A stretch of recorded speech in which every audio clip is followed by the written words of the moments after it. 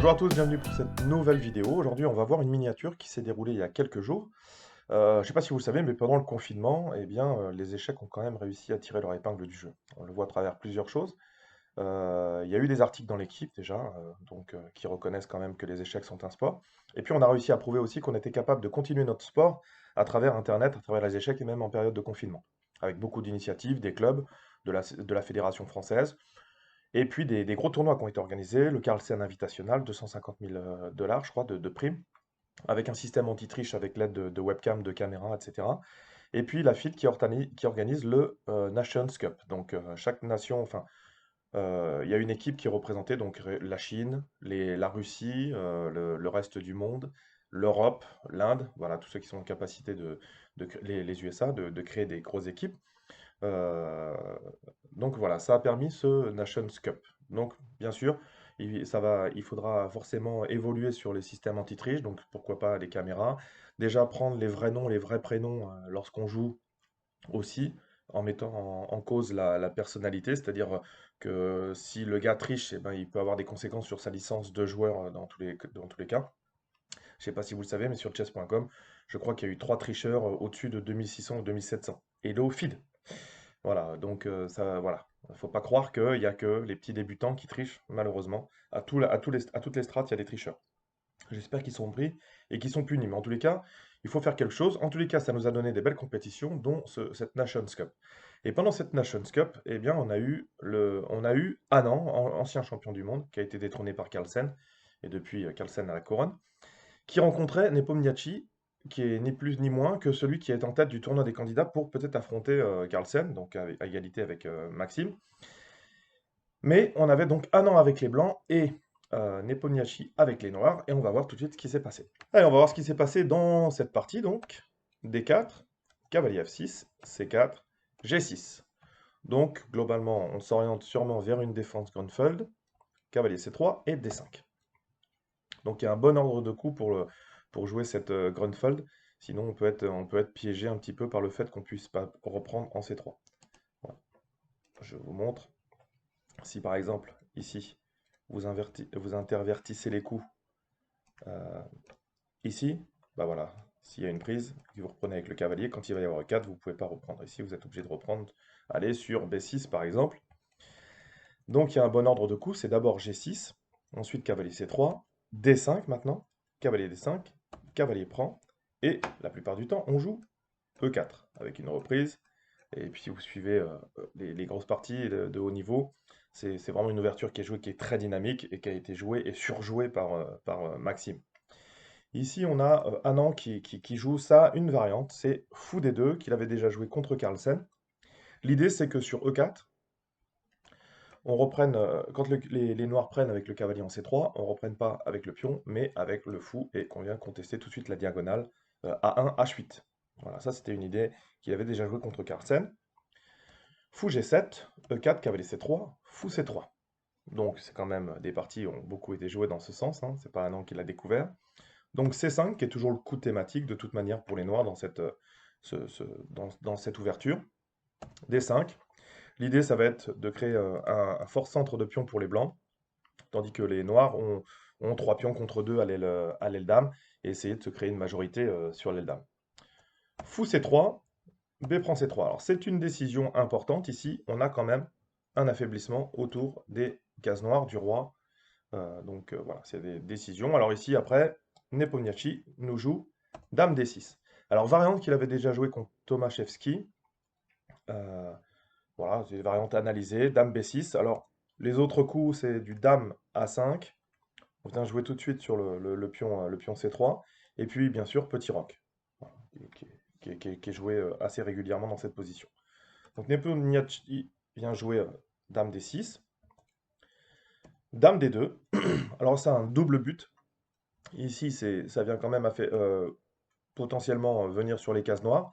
Et puis ça permet la poussée F4, c'est ce qu'on voulait, donc le centre fort de pion, avec ensuite, on augmente, on essaie de le maintenir, ce centre, avec cavalier C3 et fou C4. Plus tard, les tours qui peuvent venir sur la colonne D éventuellement. Petit roc, F4. Voilà. Et ici, donc, Les noirs, il faut absolument qu'ils réagissent tout de suite parce que sinon ils risquent d'être un petit peu embouteillés avec leur pièce ici. Donc il faut tout de suite réagir au centre pour contester ce centre de pion. Ici, Nepomniachtchi joue E6, mais E5 est également possible ici dans cette position. Donc E6, c'est un classique pour essayer d'échanger sur D5.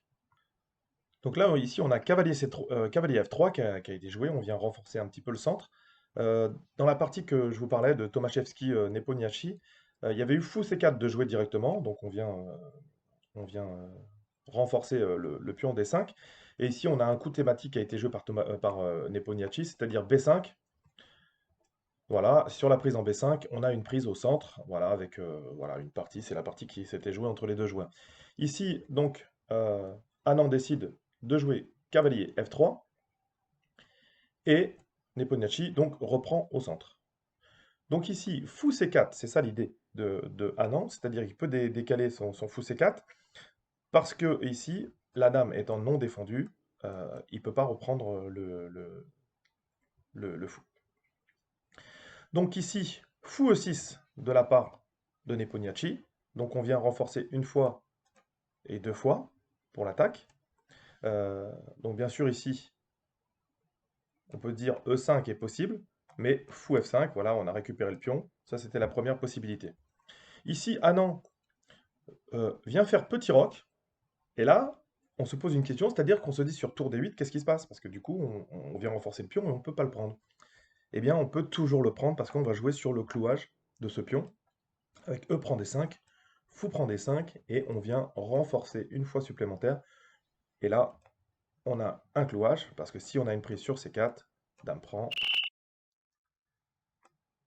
tour D6, tour D6. Et ici, on a le gain d'une qualité pour un pion. Voilà, dans cette position. Donc c'est pour ça, Anand profite de cette faiblesse, on va dire, pour jouer petit roc. Et ici, Nepomniachtchi vient jouer D4. C'est-à-dire qu'il a son pion de plus, donc il se dit, bah, je vais favoriser les échanges au centre, etc. Donc là, ici, dans cette position, eh bien, c'était, on va dire, une boulette, mais voilà, vous pouvez faire pause, essayer de trouver le coup gagnant dans cette position que Anand a trouvé, et qui fait que cette partie est une petite miniature.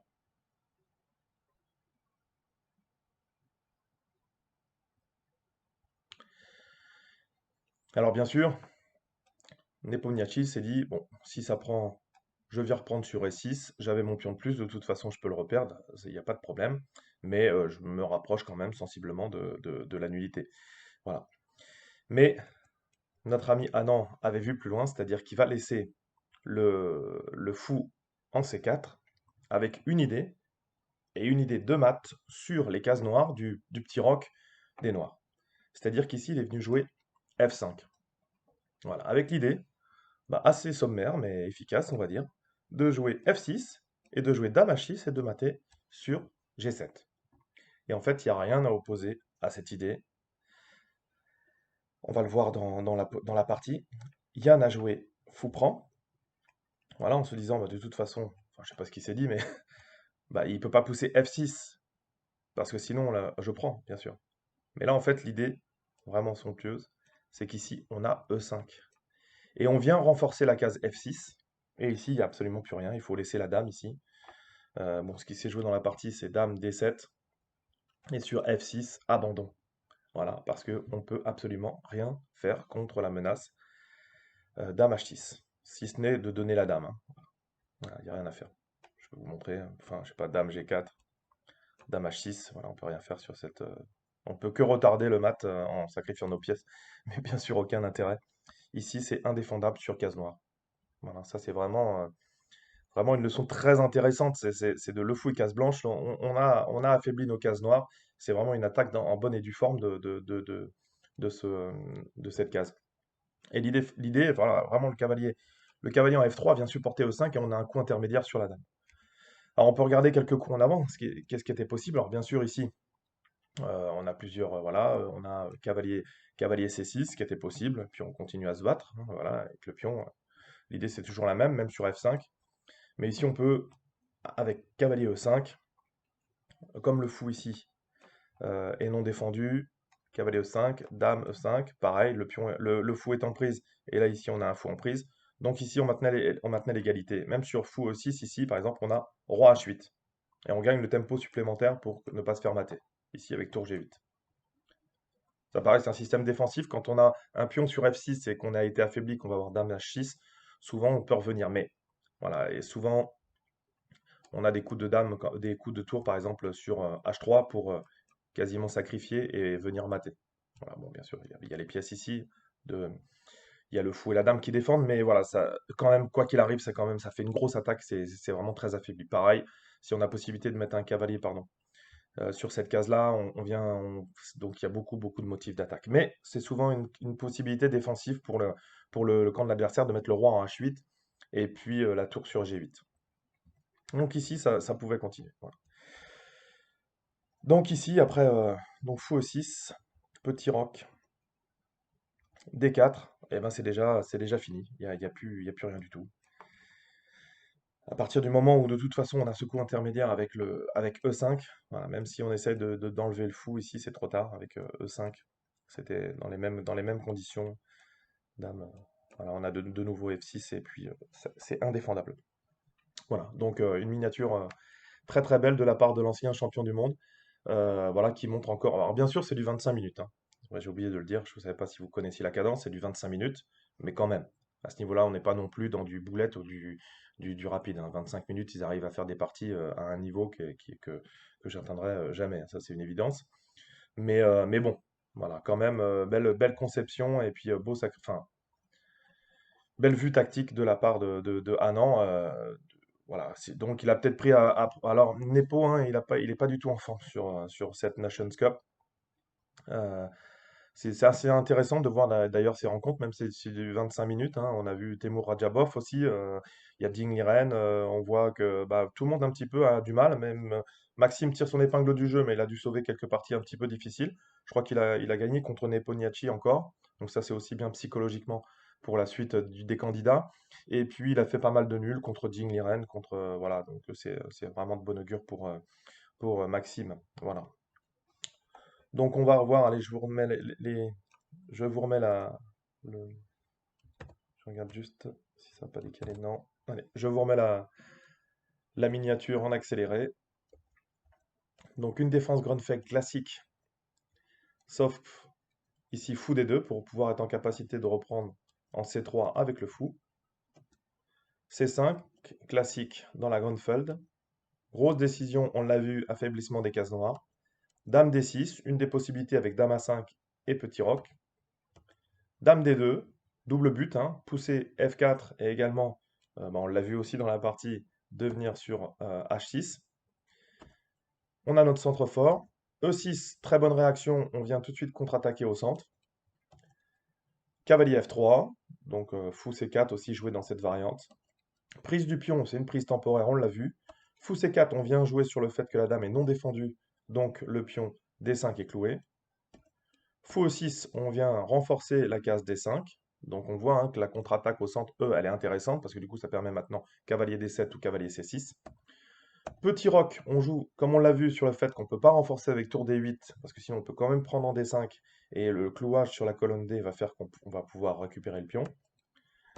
D4, mauvaise décision de la part de Nepomniachtchi qui n'a pas vu le coup tactique. F5, dame D7, enfin pardon, prise du fou en C4. E5, coup intermédiaire qui vient renforcer la case F6.